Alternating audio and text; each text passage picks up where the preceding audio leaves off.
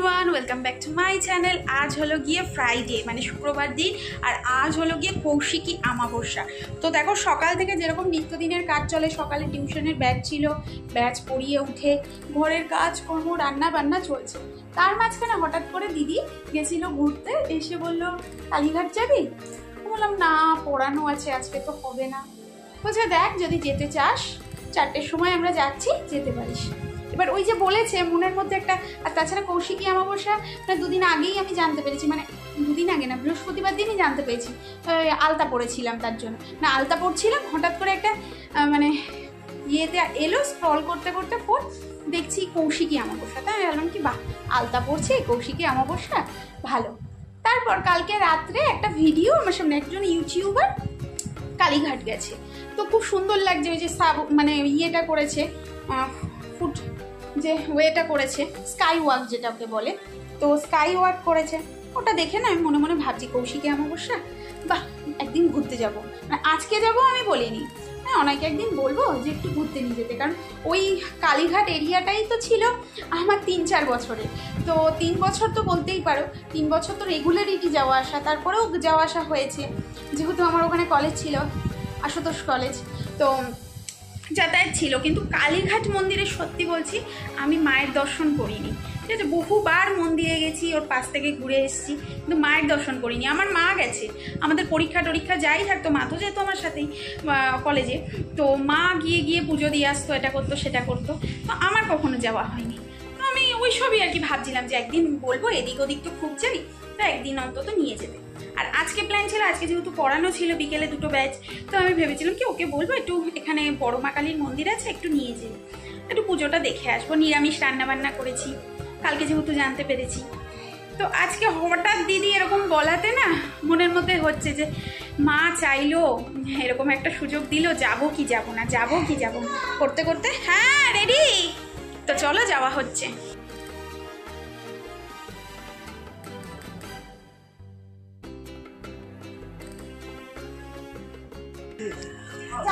Tata. এই আমি তো পারফিউমও লাগালাম ঘাড়ে। মন্দিরে পুজো দিতে যাই, কে চান করে না রে, অসভ্যের মতো কথাবার্তা। আমার একটু বেনিটা, একটু বেনি,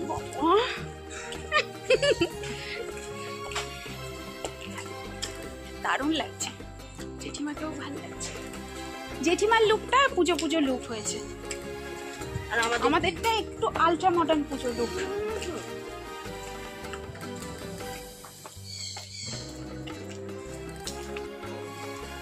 কোথায় বসবে? তুমি বসো, আমরা দুজন পিছনে বস। আয় রনি আয়। বাবা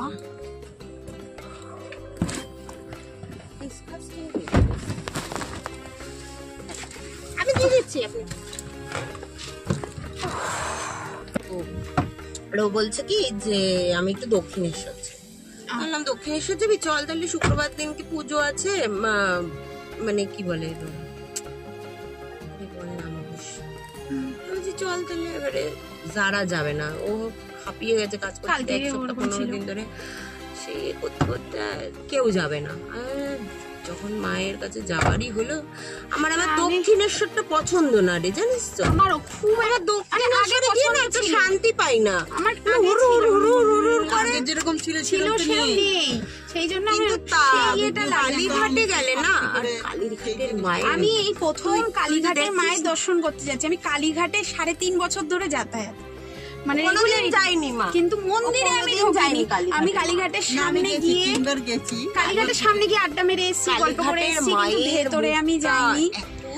সুন্দর, বরঞ্চ আমার মা আমার সাথে যেত, মা গিয়ে পুজো দিয়ে এসছে, আমি কখনো যাইনি, এই প্রথমবার যাচ্ছি। জানি না মায়েরটা একটু মারতে হতো জানো মা, এই হাতাটা তার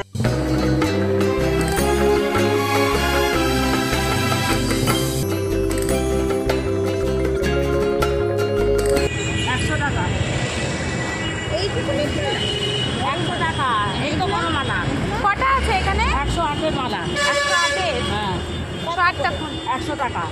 100 টাকা দিয়ে দাও আমাকে একটা। আর এই পদ্মগুলো কত করে? 20 টাকা।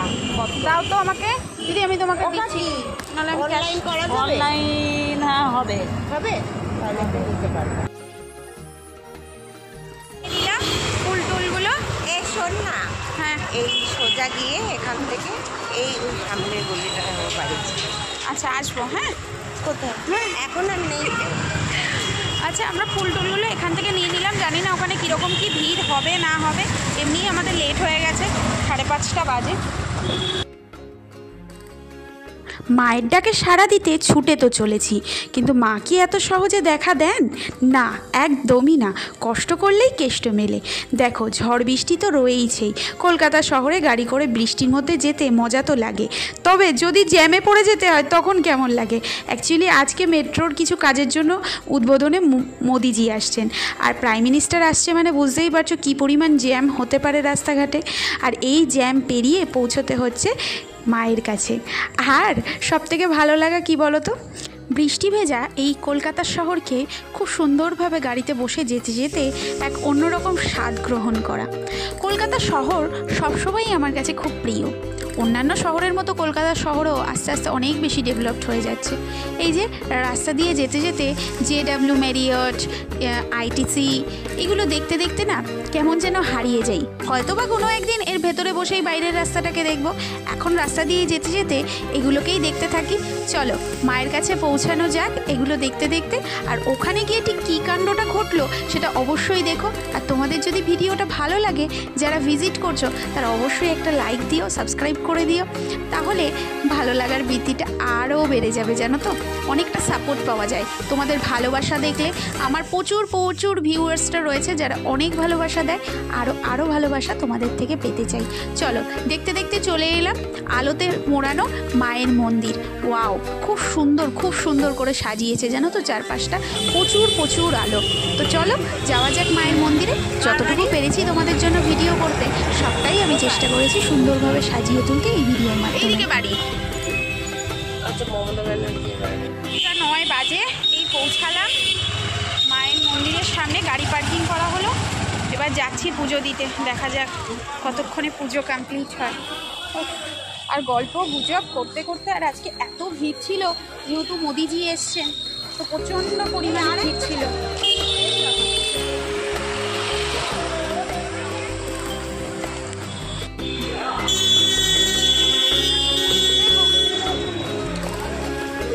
জানি না স্কাই ওয়াক হওয়ার পরে আমি তো আসিনি।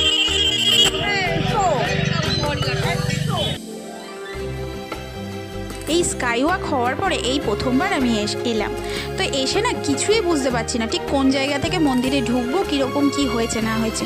ও মা, ভেবেছিলাম স্কাই ওয়াক দিয়ে হেঁটে তারপর মায়ের কাছে পৌঁছাবো, কিন্তু আমাদের গাড়িটা যেখানে দাঁড়িয়েছে না, পার্কিং রয়েছে, সেখান থেকে বেশিক্ষণ নয়, মানে কয়েক পা হাঁটলেই চলে আসা যাচ্ছে মায়ের মন্দিরে। তো আমি তো ভাবলাম যে যা, স্কাই ওয়াকে আর ওঠা হলো না।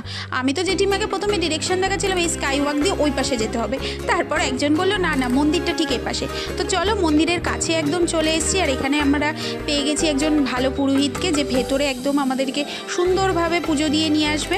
তো চলো, আমি ভেতরটাতে ক্যামেরা করতে পারতাম, উনি আমাকে বলেছিল যে ক্যামেরা করতে পারো কিন্তু পিকচার তুলো না, আর একদম গর্ভগৃহের ভেতরটায় গিয়ে কোনো ছবি তুলো না। তো সত্যি কথা বলতে আমি মন্দিরের ভেতরে গিয়ে ছবি তুলেছি, তোমাদের মানে ভিডিও করেছি, বাট একদম গর্ভগৃহে ওখানে মাকে মন দিয়ে জাস্ট পুজো করতে গেছি। আমি ভিডিও সেই জন্য তোমাদের জন্য তুলে আনতে পারিনি। তো আমি চাইও নি, আমি মোবাইলটা একদম ব্যাগে ঢুকিয়ে সুন্দরভাবে লাইন দিয়ে ওখানে ঢুকে ভালো করে মায়ের ফুল চড়িয়ে তারপর পুজো দিয়েছি। ভেতরে গিয়ে আর করবো না, ভেতরে গিয়ে আর করবো না। হ্যাঁ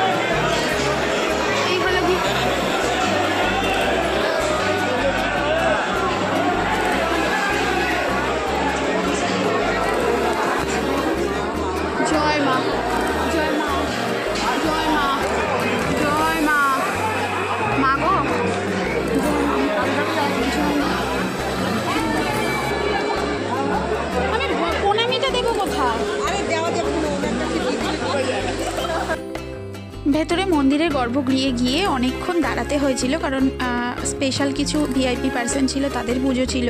তো যাই হোক, অনেক লাইন দিলেও মায়ের কাছে গিয়ে যে ওরকম দাঁড়িয়ে থাকতে পেরেছি সেটাও সৌভাগ্যের বিষয়। মায়ের মন্দিরের ভেতরে গিয়ে তো অনেকক্ষণ দাঁড়িয়েছিলাম, প্রসাদ ঘর দেখলাম, সমস্ত কিছু ঘুরে ফিরে খুব সুন্দরভাবে পুজো দিয়ে চলে এসেছি এখন বাবার কাছে। মায়ের পুজো দিতে এসে বাবার কাছে একবার দর্শন দেবো না তা কি হয়। তো এখানে দেখো মন্ত্রপাঠ করে বাবার এখানে পুজো দিয়েছি আমরা সবাই। তো আলাদা আলাদা গোত্র করে পুজো দেওয়ার যে নিয়মটা সেভাবেই দিয়েছি। হঠাৎ করে প্ল্যান, ওইভাবে প্ল্যান করে তো আসা হয়নি। আরে আমি আশুতোষ কলেজে পড়তাম, হ্যাঁ আমি তো প্রায় আসতাম, কিন্তু আমি কোনোদিন মন্দিরে ঢুকিনি আজ পর্যন্ত। দিদি বললো বলে আজকে আমি তাই এলাম। আমরা তো এখানেই আড্ডা মারতাম, এই সামনেটায় আড্ডা মারতাম। হ্যাঁ হ্যাঁ, মায়ের ডাকে সাড়া দিয়ে মায়ের কাছে যখন এসছি, মা তো দেখা দেবেনি, তাই দুটো মন্দিরে খুব সুন্দরভাবে পুজো দিয়ে দর্শন করে আমরা বেরিয়ে পড়েছি। আর আজকে প্রচুর ভক্তবৃন্দ এসছে, যেহেতু কৌশিকী অমাবস্যা, দূর দূর থেকে মানুষ এসছে। তবে আমরা যে টাইমটা এসছি 7টা সাড়ে 7টা বাজে, সেই তুলনামূলকভাবে একটু কম। তো খুব সুন্দর পুজো হয়েছে, খুব মজা করে ঠাকুরকে দর্শন করেছি, আর অনেকটা বুক ভরে শান্তি নিয়ে যাচ্ছি বাড়িতে। হঠাৎ করে এরকম প্ল্যান হলে কার না আনন্দ লাগে বলো। জয় মা, জয় জয় মা, জয় মা, জয় মা।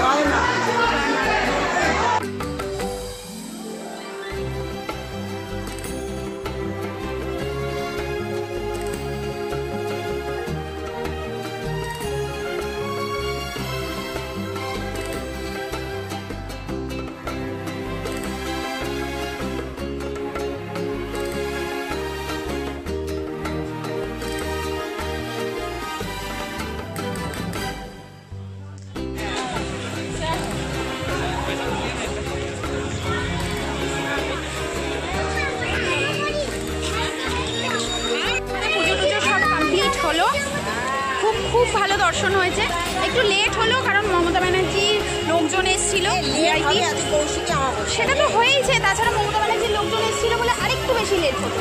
আর এখানে আরেকটু ওয়েট করলে পরে আমরা খিচুড়ি ভোগটা পেয়েছিলাম। কেমন লাগছে? এই যে হচ্ছে দিদির লুক।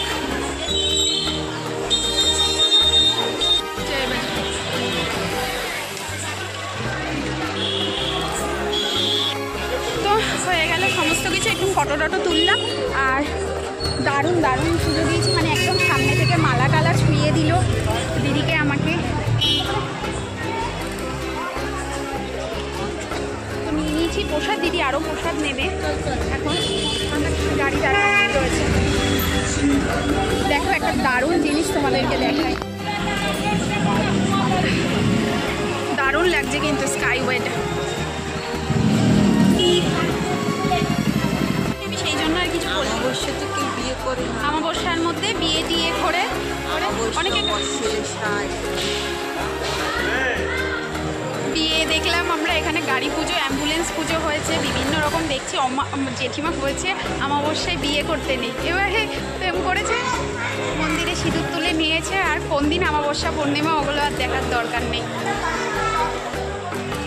দিদি ওখানে আবার প্যারা কিনছে, আমরা দাঁড়িয়ে রয়েছে, ওই তো আসছে গাড়ির দাদা। আবার কোথায় গিয়ে জানে, ফোন করতে হবে, সে তো আর গাড়িতে বসে নেই। চলো, আজকের ভিডিওটা এখানেই শেষ করছি। তবে বেশ কিছু অংশ তোমাদের জন্য পরবর্তীতে থাকছে। যদি ভিডিওটা ভালো লাগে তোমরা প্লিজ সাপোর্ট করে দিও, সাথে থেকো, পাশে থেকো, সুস্থ থেকো। আজকের মতো টাটা, দেখা হচ্ছে নেক্সট ভিডিও।